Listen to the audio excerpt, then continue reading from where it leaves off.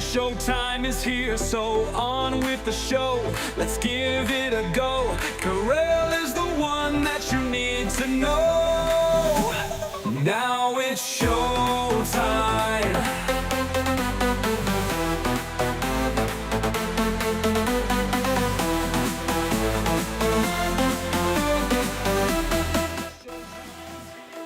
Hello, all of my puppy dogs. Happy morning. RFK wants you to DIE. We're going to be talking about that and so much more on this Wednesday, December 17th. 7 days till Christmas Eve. Woo-hoo, we're going, baby. Uncensored, unfiltered, unhinged. It's the Karel Cast. Listen daily on your favorite streaming service.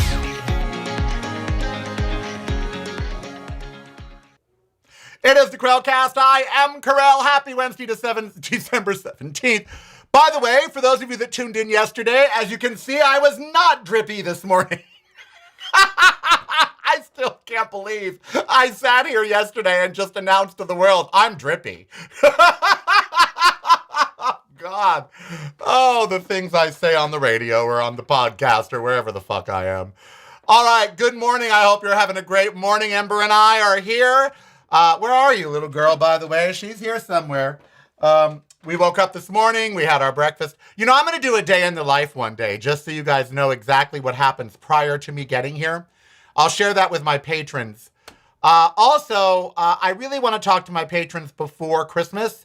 So Saturday night might be the night, because Sunday I'm going to be traveling. So I'll arrange that. I'll send the link so we can have a little Christmas kiki before Christmas. But yes, because Ember and I got to tell you, it's a whole ordeal in the morning. It really is. What do you do? What are your rituals? You know, we all have them. I wake up at 4:30 to pee, like no matter what. It's dark, I go pee. Then I go back to bed. And that's when Ember moves from wherever she's at and comes up and I have to lift the covers and she gets under the covers every morning without fail. And then it's up to me how much longer we stay in bed. She'd stay for an hour and a half. But usually at 5 o'clock, I uncover her and start kissing her madly, and she starts kissing me madly every morning. And then up we go. And I used to make the bed, but now I leave it unmade. I pull the bed all the way down, the covers all the way down, and I open the window because I learned just last week from Scientific American, if you unmake your bed in the morning and leave a window open and let it dry out, you'll have less dust mites, because making your bed right away in the morning, like mom in the Navy tells you, is wrong. You trap all your moisture and all of your heat that from the night before in the bed, and the dust mites love that. So if you pull the sheets all the way back, and open the window, no matter what the temperature is outside, let some air in, let it air out. So that's better for it. So then I go in the bathroom. I go to the bathroom again at 5 o'clock, and I set out my dental stuff. My electric toothbrush, my Reach floss, my gum GUM soft toothpick, Ember's toothbrush, my tongue toothbrush. There's a lot. And my water pick. So I get all that set out because I like to be prepared. And then it's off to the kitchen where the night before I has prepped as much as I can for breakfast. And I take 8 ounces of oat milk and a scoop of protein powder, mix it up, put it with my oatmeal, oat groats, apples, dried cranberries and walnuts, put that in the microwave for 6 minutes, take my fruit cup out, put it on my silver tray with my tea set that's already set up, and the tea is already made in the tea maker. Then I take Ember's 2 bowls. 1 bowl, I put a little kibble in, a 1/4 teaspoon of fish oil, 1 tablet that has stuff for her liver, and I forget what it is. I'd have to look at it, but it's for her liver. Then I put that to the side, and then in the other one I put her moist dog food, which is venison, elk, mixed vegetables, and quinoa, and put hot water in that to sort of cook it a little bit. And then I put my tea in my pot. I take the oatmeal out after 6 minutes, and I strain her food. I put it on the side of the bowl. I sprinkle some liver dust on it and put some water back in because I give her 1 ounce or 2 of water with every meal, so she gets 14 ounces a day. Then we eat breakfast side by side at the kitchen table where I make my kitchen emoji, of me that I send to all my friends at 6 a.m. and send out my emoji, have breakfast with Ember, give her her little treats. I have a little bone cut up for her after her breakfast. She sits next to me and gets little treats. Then I clean her the dishes. I wash the dishes. We go in the bedroom and brush our teeth. I brush mine first and water pick and floss, and then I brush hers. Then we come in the TV room and we do our morning, exercise. She gets her Kong ball with a little bit of treats in it. After the Kong ball, she gets a little more kibble with water as a mid-morning thing. Then after I exercise, we go off to the park, do 2.5 miles, including the hills, come back, I have my cocoa, I play a little ball with Ember, she gets another mid-morning kibble snack with some water, and then I can do the show. Are y'all exhausted? If you're not visiting reallykarel.com daily, you're missing out. Get the podcast, videos, and the blog, including recipes at reallykarel.com. That's really KAREL.com. Showtime is here, no time to fear. Karel is so near because showtime is here. So on with the show, let's give it a go. Karel is the one that you need to know. It's funny when I shared that just now that I realized I do a shit ton before the show. And it depends on what day, whether I do yoga or weights or whatever. I do a lot. And that's because I want to live. And that's because mornings are important and ritual is important to humans. It is important that you wake up and have a ritual. It's very important to your body, to your life. You'll live longer. It's very important. And, I eat the oat groats and the soy milk. This morning I had to make more soy milk. I eat all that because I'm trying to be healthier. And it's really frustrating when you're trying to be healthier and then RFK Jr. comes along. Okay? I got to read you the headline from yesterday. The headline from The Hill claims, and The Hill is a conservative paper, the war on saturated fat was never based on good science, and it's over. That's a false claim, and it's dangerous. And RFK Jr. is now saying, saturated fat, it's gotten a bad rap. Go ahead and eat it. Have the bacon, have the eggs, have the cheese, have the dairy, have it all. This man, that advice couldn't be further from the truth than I don't even know what. I mean, that is the most insane advice that anyone in a government office for health has ever given. That is the most insane. It's not just misguided, it's fucking crazy. There is enough documents to fill this room that tell you fat is not good for you. Trans fats and saturated fats. Now, what are those? How do you know which fat is which? Any fat that is solid at room temperature is a sat fat. Okay? So, coconut oil, for me, because I barely use it. Coconut oil, sat fat. And has trans fat in it. Many fats. And they're antecedent. Lard, sat fat.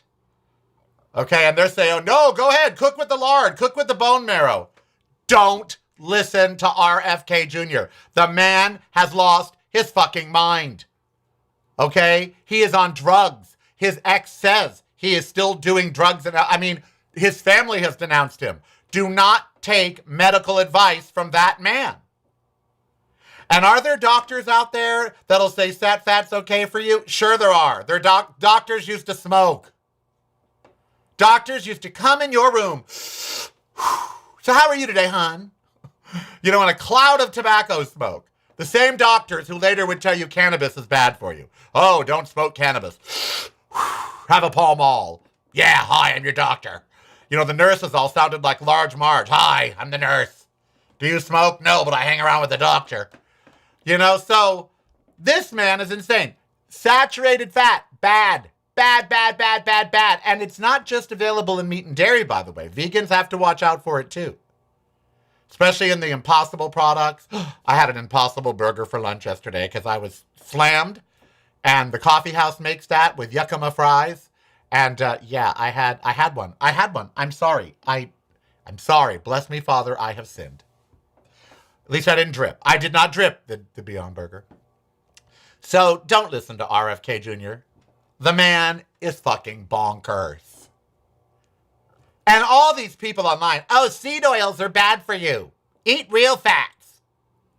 Who are these fucking people that go online and they're influencers? They ain't got the brains of a snail. Oh, seed oils are bad, but lard is good.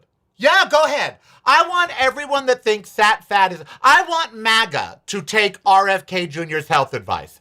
Don't get vaccines. Eat all the sat fat in the world. I want you... If you're MAGA, I want you to do that. I want you to not get any vaccines.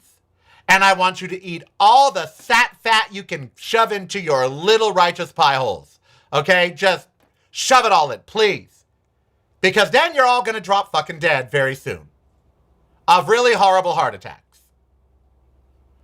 Jesus Christ, these people. Where the hell are these people from? What planet did they land here on planet Earth from? Dumbsville? The planet no IQ? I mean, really, where the fuck did they come from?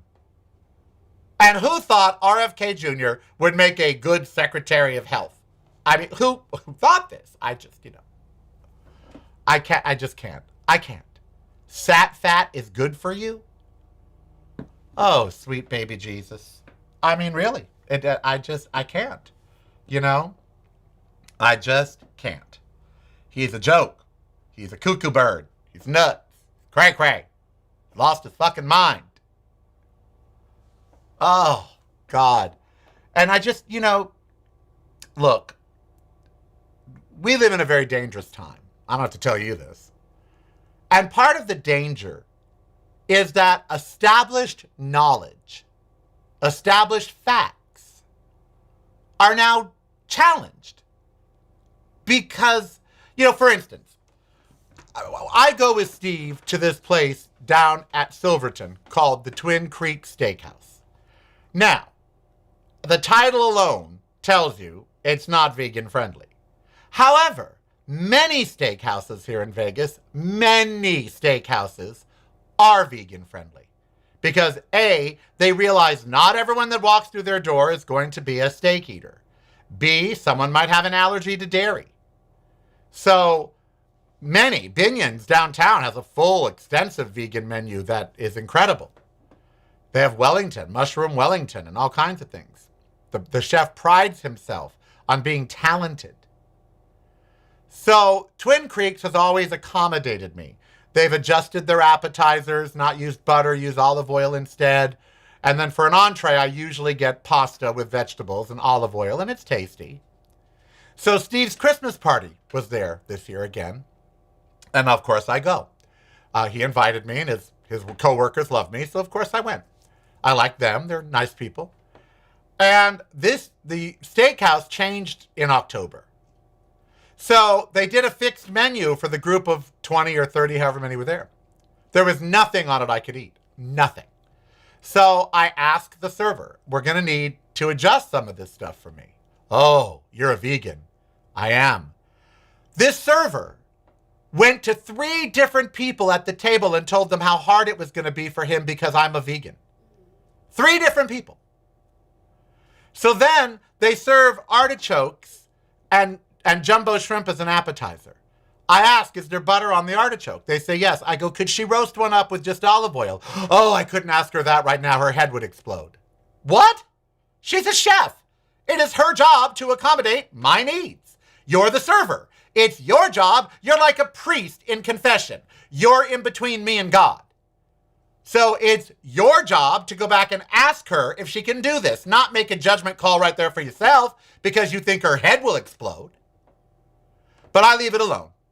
So they all get their salad and soup course, and they bring me the paltriest house salad you have ever seen with just some balsamic vinegar. And I'm like, whatever, at least it's food. So I ate it.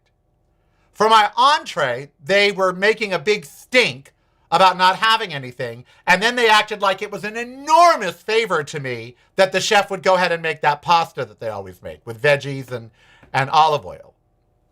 I'm like, oh, gee, thanks. How white of you to actually feed me. And so then I have the pasta. And so then all through dinner, he's all, we're going to find something for dessert for you because they used to have this delicious sorbet. It was vanilla and it tasted like ice cream. The last time I had it, I had to ask 3 times. This is vegan, right? They're like, yeah, because it was so good. Okay? So I go, for dessert, I'll just have that sorbet you have. Oh, we got rid of that. I'm like, what? Why would you, So anyway, he keeps saying, I'm going to work on it. Come dessert time, they're all getting these gorgeous desserts under domed glass and the whole thing. Nothing appears before me. I finally asked the server on my way to the bathroom, so did you just forget about my dessert? Oh, we can't find anything, sorry. You're just going to have to go without. And I looked at him and I go, okay, so what the fuck? People come here with allergies to dairy. People, why am I being treated this way at your restaurant? I have never been treated this poorly at your restaurant, ever. Well, we made a lot of changes in October, and, veganism is very woke. That was it. Veganism is really woke. So they now feel, because Donald Trump has vilified being a vegan, because RFK is going the other way and telling you to eat meat and bacon and ham and fat and all of this, that veganism is now woke. Somehow, saving the planet and having a healthier body has become a liberal wokeism. And it's not just this Twin Creeks steakhouse that's treating me like shit these days. It's not. Many restaurants are going out of their way to have vegan options now. Many. Although, can I just put this out there for anyone that may be listening that runs a restaurant? Gluten-free is not vegan. Oh, we have gluten-free things. Those aren't fucking vegan, you asshole. So now, if you have a diet that is in line with what every doctor in the world says you should be eating, fruits, vegetables, whole grains, pulses like lentils, beans, legumes, tofu, seitan. If you have a diet rich in all those things, restaurants now see you as woke and are no longer starting to accommodate you. Restaurants that used to have Beyond Burgers or whatever, nope, now they're going again. Because MAGA and Trump see being a vegan, even Trump put out on True Social, we need to eat more meat, we need to eat more butter, we need to eat... So now my diet, and a diet that you should be following, is seen as woke.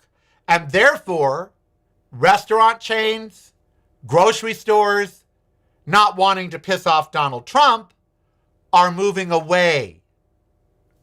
They were all in. Every place I went had fabulous things. Every place had wonderful options. And now, nope. It's now seen as woke. So RFK is over here saying, eat more fat. And Trump is saying, eat more beef, eat more chicken, eat more pig. They want you to die. I am now convinced that Donald Trump and RFK Jr. want you to die. Or they want to make more money for their friends in healthcare. Or they're just so fucking stupid they can't believe in science. And that's my big fear. All the science that we have that say seed oils are better for you than animal-based oils. All the science that we have that says meat and dairy can only be consumed in very small quantities for both the planet's sake and for your body's sake. All the information we have about food, about vaccines, about all of these, about Tylenol, all the settled medicine that we have is no longer settled and is now political. Who knew? Who knew? Yes, and I love that hotel with the Bass Pro Shop and the aquarium. Yes, Darren, it has the Bass Pro Shop and the aquarium. It does. And yes, a naked person jumped into the Bass Pro Shop big giant pool one day last summer and was naked. And when he was taken out, he had a little shrimp, trust me. So yeah. So now I can't go to the Silverton anymore. Steve and I used to really enjoy going to the Twin Creeks. And now the way they treated me this last time and telling me my diet is woke. The waiter literally said those words. Well, veganism is woke.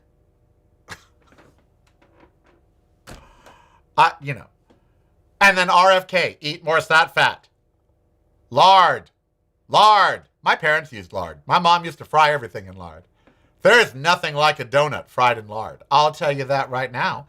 I would never eat one again, but trust me, it's pretty fucking good. And French fries fried in beef tallow, ooh, Lord. I would never eat them again, but when I did, they were good. And subsequently, most of America's on a statin. I bet RFK Jr. is. I know he lies about being on, what drugs he's on. And that's the other thing. We act like, oh, well, there's statins. Oh, well, there's Ozempic. Oh, well, there's... No! There's fruits and vegetables. Oh, and their bread basket. They used to have a bread that was vegan at Twin Creeks. Not anymore. Now they only serve one kind of bread, and it's not vegan. But they used to have it. But, I'm woke. My diet is woke. Sweet Jesus. Patreon is the way to show you care. Subscribe today if you dare. Keep the show on there. Patreon is the way. Now it's showtime.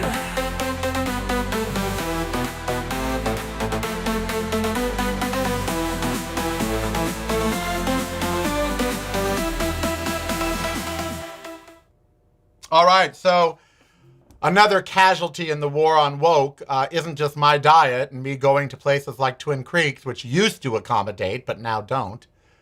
And it's so fucking crazy to me. Why would, if you're a restaurant, why wouldn't you want to make more money? Why wouldn't you expand your client base at a time when restaurants are fucking shutting down? Why wouldn't you want to expand the amount of people that can eat at your restaurant? Because now, if I've got a party of 3 or 4 and we want to go to dinner, I used to be okay going there. I'd say, yeah, let's go there. That's fine. They got stuff for me. Now, we will go someplace else. If they want to go to a steakhouse, we'll go to Binion's downtown because they have a full vegan menu. And I don't need a full menu, but it's great. Ferraro's here in Las Vegas, if you're ever here, great Italian restaurant and full vegan menu. No desserts. None of the restaurants that offer vegan menus offer vegan desserts. Maybe a sorbet and that's it. And how hard is that? Buy a fucking pint of sorbet and put it in the freezer. How hard is that for a restaurant? I can see if it's a chain restaurant where offering sorbet would mean they have to buy $100,000 worth of sorbet. No, these are not chains. Well, I guess I'm pissed about this. I was really pissed after his holiday party. I really was. They treated me like shit at Twin Creeks. They acted like I was the biggest imposition in the world. You know what? I'm so tired of people being anti-vegan. I didn't plan on getting this rant today. I didn't. But I am so tired of it. It is not political. It is not woke. It's the way that we have to eat for the fucking planet. And if I were president, America would import and eat 80% less meat, and they would like it. And if they didn't, fuck them. I am so tired of people acting like just because it's in the norm that it's okay and that it's right. It's not. Most people eat like shit. That's why they have to go to the doctors. That's why the emergency rooms are filled with people with heart attacks, strokes, diabetes. I'm the one doing the right thing, and you treat me like shit as you serve these enormous hunks of beef to everybody there that's killing the planet and killing them. Oh, but that's okay. It's okay that our restaurant is killing the planet. It's okay that our restaurant is causing these people to have heart disease. That's fine. As for you, the person that doesn't want to kill the planet, the person that doesn't want heart disease, you are bad. And I know you guys think this doesn't relate to you, but it does. It relates to you because everything that we now accepted as good and right and factual is being classified as woke or as bad or you're the fringe. And that includes your views on politics.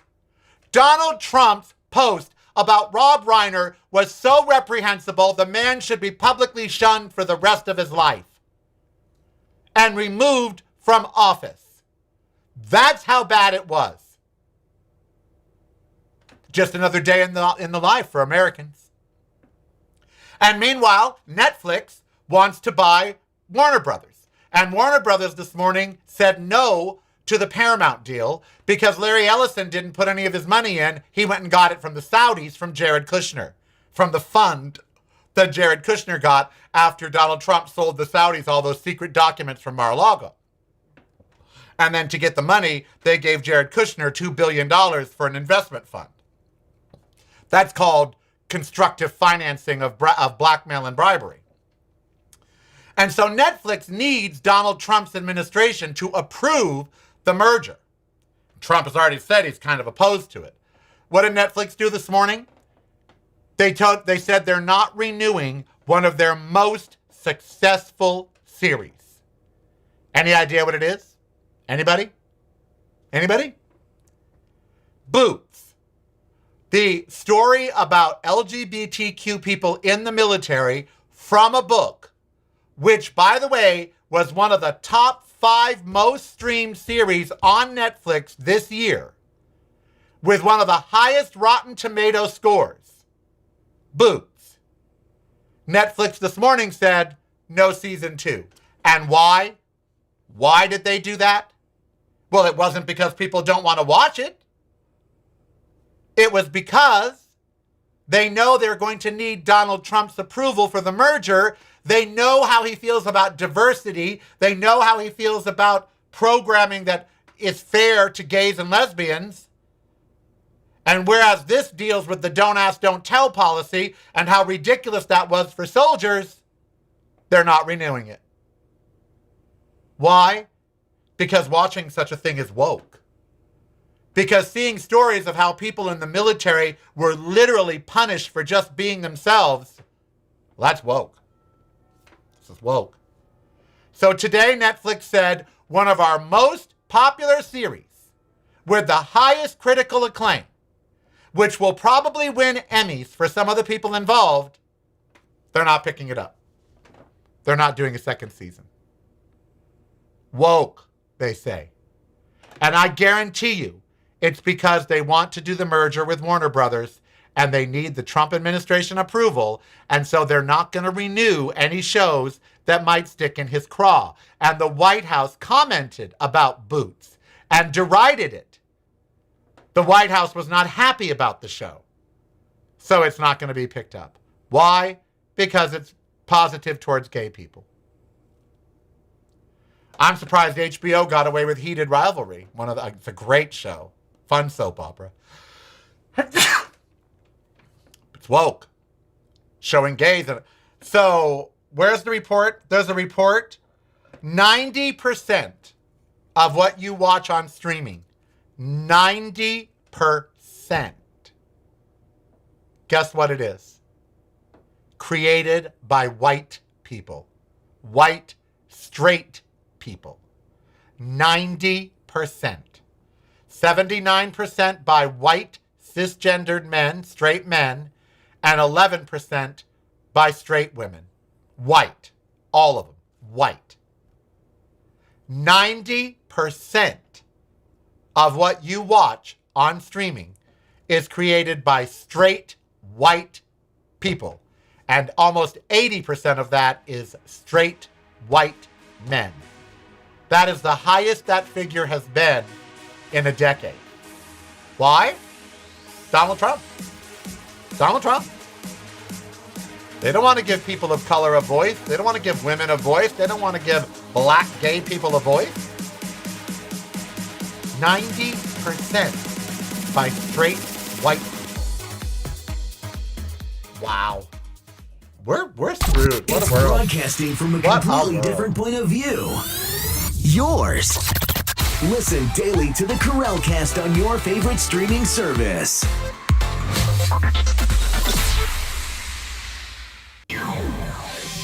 showtime is here, no time to fear. Karel is so near because showtime is here. So on with the show, let's give it a go. Karel is the one that you need to know.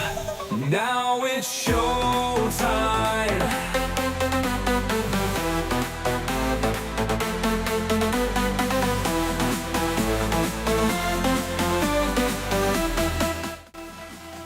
All right, when we come back, so much more on this whirlwind cavalcade. We're going to take a look at the news and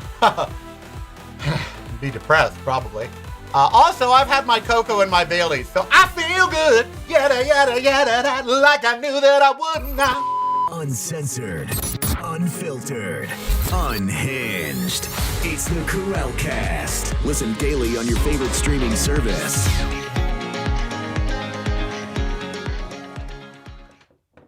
Oh my God. Amber is behind me and she is snoring logs. Oh my God. Because she has allergies and her nose is always plugged. I wish I could put a mic down there. She is like snoring logs.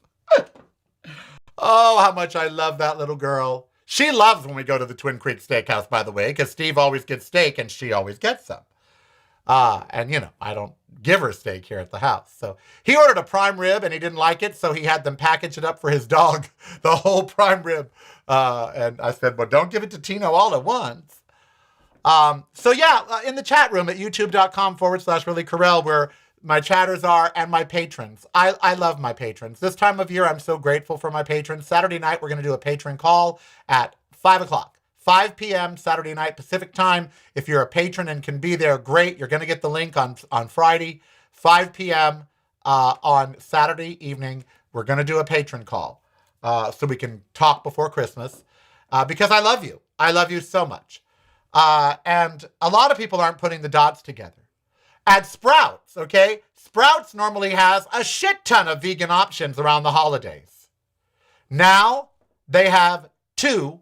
They're hidden. And do you know how much a vegan loaf of seitan stuffed with wild rice is? By the way, seitan is just vital wheat gluten. That's all it is. A huge bag of it's like $5. Okay? So this loaf from Field Roast, which I love Field Roast. They make delicious products. This vegan loaf stuffed with stuffing, kind of like a Wellington, but not wrapped in pastry. Although I bet if I wrapped that roast in puff pastry, it would then be like a Wellington. Oh, it would be. That's what I'll do on Christmas Day. The loaf, okay? Just I could go to the freezer and get it for you. It's just this big. $29. $29. Everything vegan has shot up through the roof. Why? Because the White House and RFK Jr. have started an anti-vegan campaign. And stores don't want to piss off the administration, and food companies that buy for the stores don't want to piss off the administration. And they don't want to be seen as woke. Heaven forbid Sprouts become the woke supermarket. God, I hate Sprouts. I hate that I have to shop there because everything is organic. It's their catchword. And like the other day, I said, do you have any Swiss chard? And he goes, oh yes, we have some right here in the organic section. And I said, do you have any non-organic Swiss chard? He said, oh yes, it's down there. And I said, by the way, what planet is this from? And he looked at me and said, what? And I go, the organic Swiss chard, or the non-organic Swiss chard. Where is it from? He goes, well, somewhere in the United States. I said, oh, so it's from Earth? And he said, well, yes. And I go, well, you realize organic literally means, if you look it up, it means from the earth. That's what it means. That is its definition. So if this is non-organic, then it's not from the earth. So where is it from? Oh, well, sir, that's not what it means. Organic means no pesticides. I said, boy, are you stupid. And I said that right out loud. I said, boy, are you stupid. He said, pardon me? I said, there are 70, count them, 70 pesticides listed as organic. So you think organic means they don't use pesticides. That's not true. They just use organic pesticides. And then I remind him that hemlock is organic, that cyanide is organic. They act like the word organic means it's so good for you. Well, hemlock's organic. Have some of that. Oh, these people. These people. I can't even tell you. All right. So wait, we got to get back on track. Here's the track. Here's me. We got to get back on track. The RFK Jr. thing, that's pissed me off. All the science about sat fat, that's the actual headline from The Hill. The war on saturated fat was never based on good science. Are you fucking kidding me? Since the 1950s, for 75 years, we have studied saturated fat and its effect on humans. And we know, beyond the shadow of a doubt, you eat a lot of sat fat, you have heart disease. You don't eat a lot of sat fat, you don't have heart disease. It doesn't take a brain surgeon to connect those dots. But I guess RFK Jr. is not a brain surgeon, is he? You know, oh, and veganism is woke. If you're not visiting reallykarel.com daily, you're missing out. Get the podcast videos and the blog, including recipes, at reallykarel.com. That's really KAREL.com. Showtime is here, no time to fear. Karel is so near because showtime is here. So on with the show, let's give it a go. Karel is the one that you need to know. So, welcome back to the Karel Cast. I have more proof that the South is useless and that red states need to, you know, shut the fuck up, basically. And let me tell you why. A map, you know, there's a website called the visual something. And it basically, when there's something in the news, the visual capitalist, that's what it's called. The visual capitalist, when there's something in the news, you know, makes it visual, literally. You know, they do maps and charts and things that are easy to understand. So we have always said that blue states contribute more taxes to the federal government than red states, and they do. But one of the ways that is, you know, measured is the gross domestic product. How much GDP does each state give, or what is their share of the GDP? So the U.S. economy now exceeds $30 trillion in size, but that output is far from evenly distributed across the country. While large and economically diverse states like California dominate the national GDP, many smaller states contribute much less. More than 1/3 of America's GDP comes from the top 4 states: California, Texas, New York, and Florida. 2 red, 2 blue. These are also the country's most populous states, which directly impacts their economic size and output. So here is how much GDP these states put in. And that directly affects their budget, it directly affects their taxation, it directly affects everything. So California is number 1. Their share of the GDP is 14.5%. If they were to leave the union would be screwed. Texas, 9.4. That's 5 points down from California, but still pretty big. New York, 7.9. Florida, 5.8. Illinois, 3.9. Pennsylvania, 3.5. Ohio, 3.1. Georgia, 3.0. Washington, 3.0. New Jersey, 2.9. And we can just keep going. North Carolina, 2.9. Massachusetts, 2.9. Virginia, 2.7. Colorado, 1.9.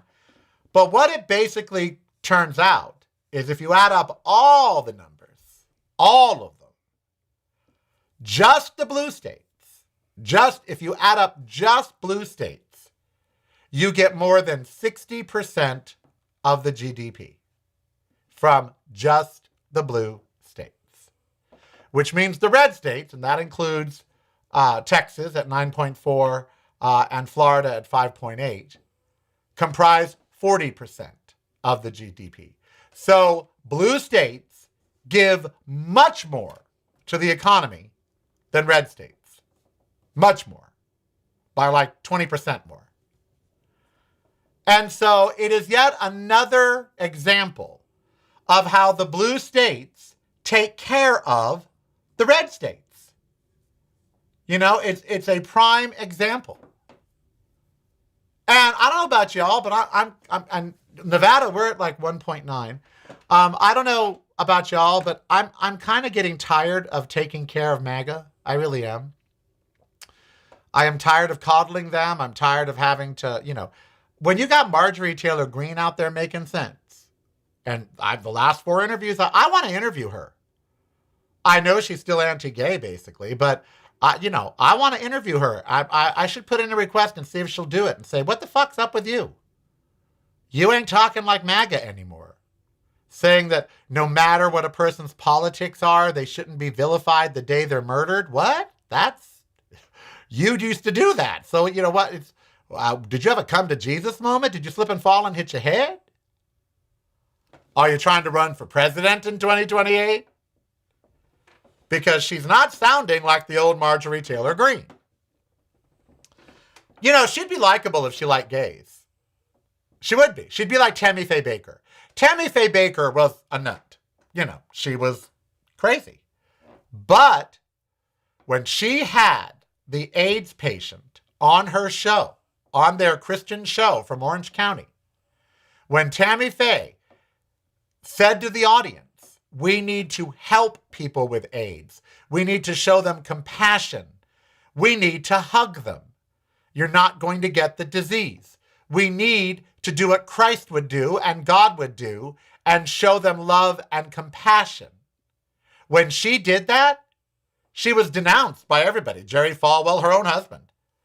And yet she didn't stop. She then continued on LGBTQ advocacy. And she moved to Palm Springs later in life and became just a favorite with the gays. We loved her. 2 gay men did her documentary, The Eyes of Tammy Faye. Now, she was a nut, but she came around.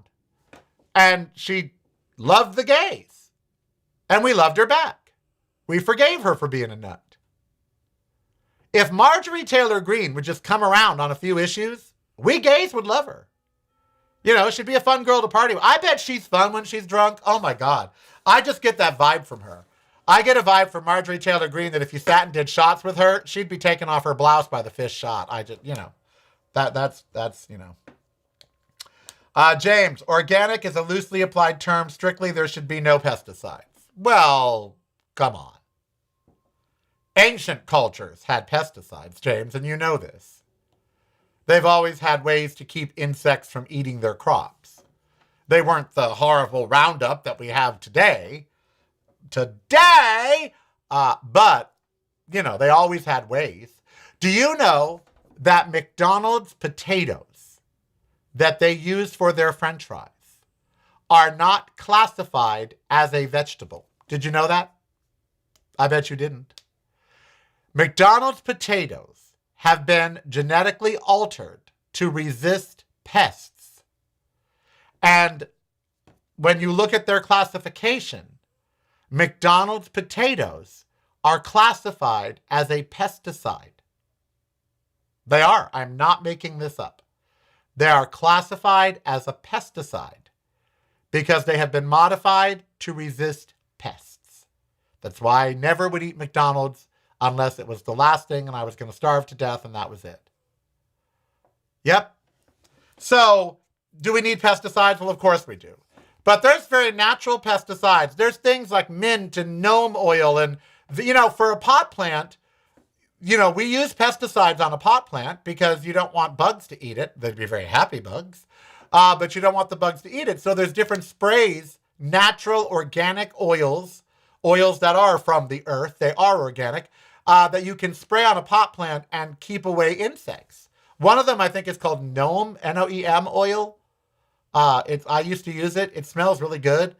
Cedar oil is a natural pesticide. Cedar oil gets rid of fleas and ticks and all kinds of bugs. It's a natural pesticide.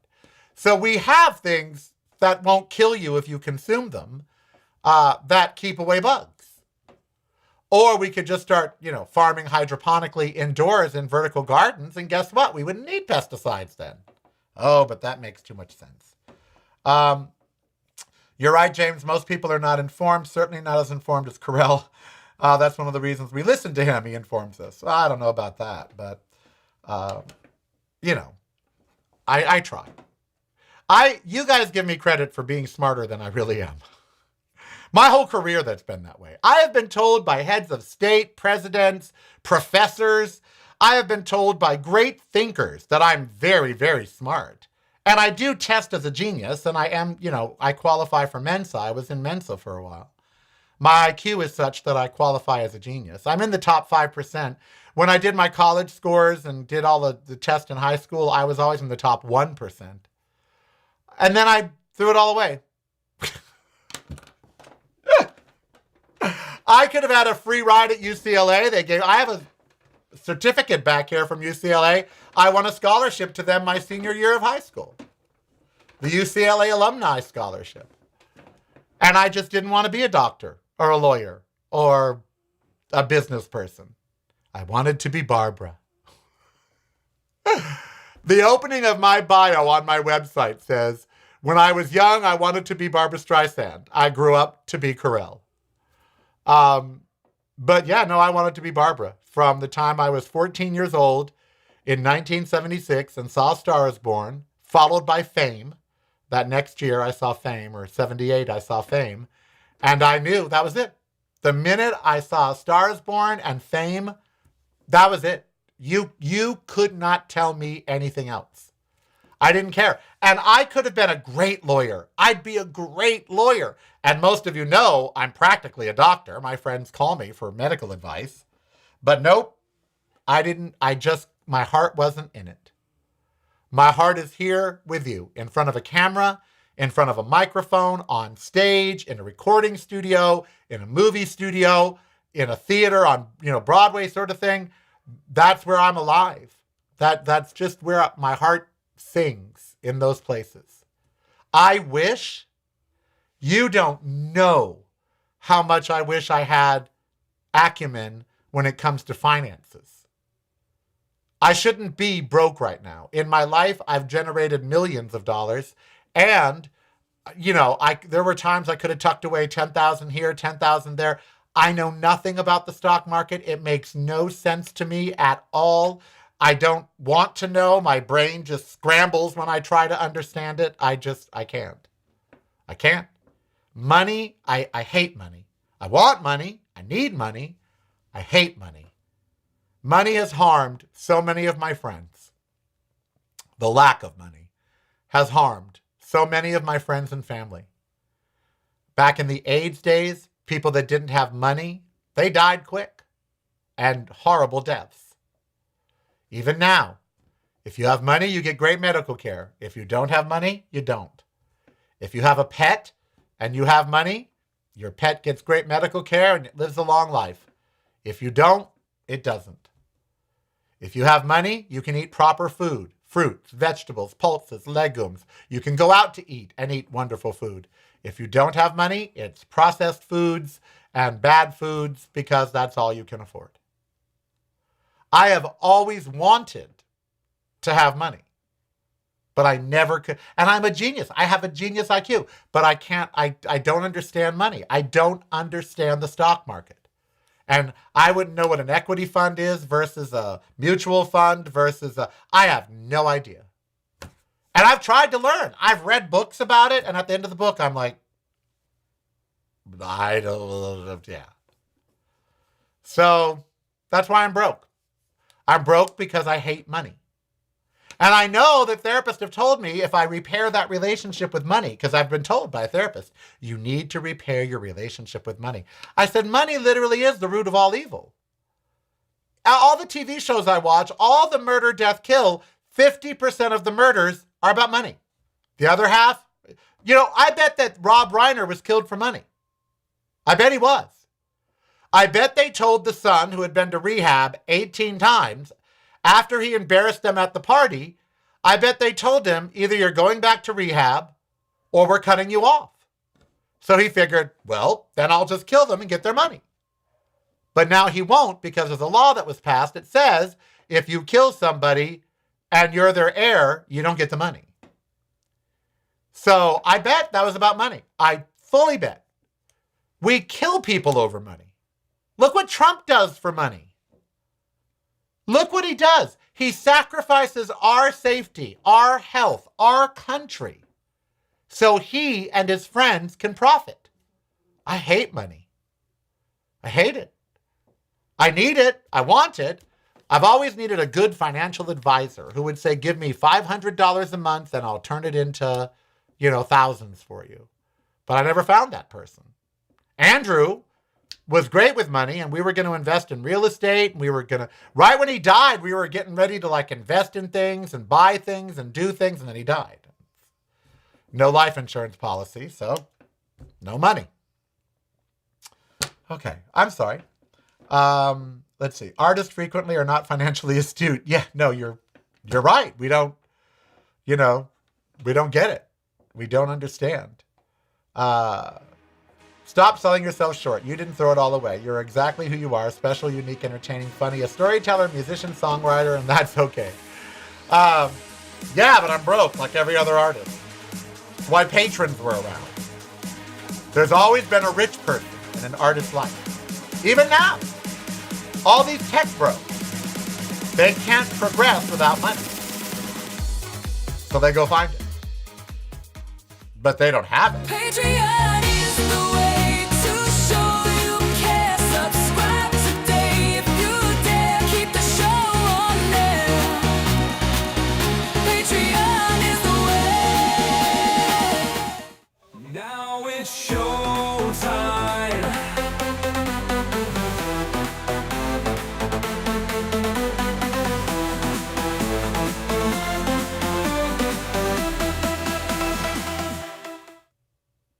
About the Reiners and what Rachel Capper in the chat room at youtube.com/Shirley Carell says is so true. This is not an isolated event. This could occur in any family, anywhere. Last year, a friend of mine's boss found their son dead in a park in LA. They had been searching for him for days. He had been to rehab many, many times. And he couldn't live with them because every time he did, he got in fights, he threatened them, he stole from them. And so they couldn't let him live with them. And they felt horrible. And when he died, they took that weight so hard. Wasn't their fault, but they feel it was. He died alone in a park, ODing. My sister, for decades, did drugs and alcohol. And I didn't speak to her. And she did something really horrible when my mom was passing away. She came out. I paid for her to come out. I needed her help. Many of you, if you listened to KGO, you knew that this was happening. I told you at the time. I needed help. I was on KGO. I was working almost every day. My mom was in a nursing home. I couldn't get there during the day or early evening. I had to travel, do personal appearances, so I needed help. I paid for my sister to come out.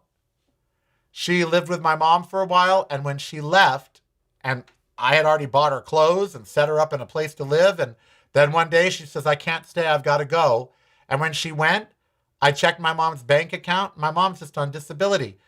She had drained it for alcohol and drugs. Every month, she drained my mom's account. After my mom died, I didn't speak to my sister. I thought I'll never speak to her again. She's an addict. She took from my mother, and my mother forgave her. And then when mom and I needed her most to help with mom's passing, basically, she just left. She just left because she couldn't do the drugs and alcohol like she wanted to. I didn't talk to her for a long time. And then my mom came to me in a dream and said, Chucky, I forgave her because she's my daughter and I love her. She is your only sister. She's the only living blood family outside of 2 cousins and an aunt that you have left. And you have to deal with that. She's your sister. So I called her and we began speaking once every 3 or 4 months or whatever. And now we speak several times a week, and she's not on drugs anymore. She's 70. Well, she's on 15 drugs, but they're all prescription. And now I love her. I do. Could I be as close to her as many brothers and sisters are? No, I can never be that close because of all that water under that bridge. But I love her.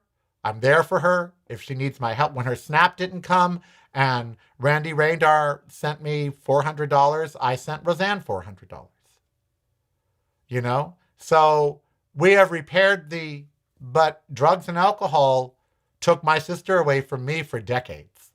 Decades. Roseanne left home when I was 9 years old, and I didn't really see much of her again until she was in her 60s. Drugs and alcohol. I begged Daniel Charleston, begged him to quit ketamine. I offered to come down and drive him. So did Brandon. We did everything we could to get him off that drug. I told him it ends one of two ways. Well, I was right. He died. Do we feel responsible? Yes. Should I have driven down and taken him? Probably. Would he have stayed? No. What happened to the Reiners is an American tragedy that every day happens in Middle America that we don't hear about. Fathers get beaten up. Mothers get abused. Siblings get abused. Families get robbed from. All because of the scourge of drug addiction. Drugs work. Alcohol works. Opiates works. These people are mentally damaged. And these substances work. And they are addictive. We all have our addictions. Tea, coffee, cigarettes, whatever. Theirs just happened to destroy them. It's very sad. And it doesn't matter if you're uber wealthy. Look at Cher. Cher's son with Greg Allman. He's an addict. Cher barely talks to him. She tried to get conservatorship over him because he controls the Allman estate. And, you know, he's an addict. They've been fighting for decades. It doesn't matter if you're Cher or Rob Reiner or just the neighbor next door. Every family has its challenges. This notion of an idyllic family life, it's not real. The only thing that all families have in common is dysfunction. There is not one fully functioning family anywhere. Every family is dysfunctional. Everyone. It's the nature of family. And so my heart's, it breaks thinking about the Reiners. Such talented people. Him as a comic and then as a director, writer, her as a photographer and other things that she did for, you know, in entertainment. Bright, talented people, really in their prime, even though he was late in his 70s, he was going strong. Killed by their son because of addiction. It's a common story, and it's a sad one. If you or someone you love has an addiction problem, keep trying to help. Keep trying. But also know it's okay to walk away. It is okay to cut ties. That's the hardest thing for families to acknowledge. That it's okay to say, you can't be in my world anymore until you clean up. You're going to have to want to do this. It's okay to say that. Others are there no matter what. That's okay too. There's no right or wrong.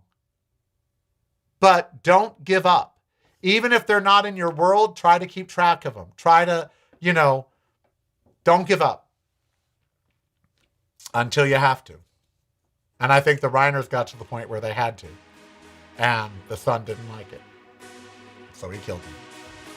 I am Karel. Be who you want to be, so not to hurt anybody. Tomorrow, I'll be here for a show tomorrow. And next week and the week after. Some will be pre-recorded, some won't. You won't know the difference. I love you. I'll see you tomorrow. If you're a patron, we'll talk Saturday at 5 o'clock. Mwah. Mwah. Kisses like I'm laughing. Mwah. I look just like Goldie Hawn. It's broadcasting from a completely different point of view. Yours. Listen daily to the Karel Cast on your favorite streaming service.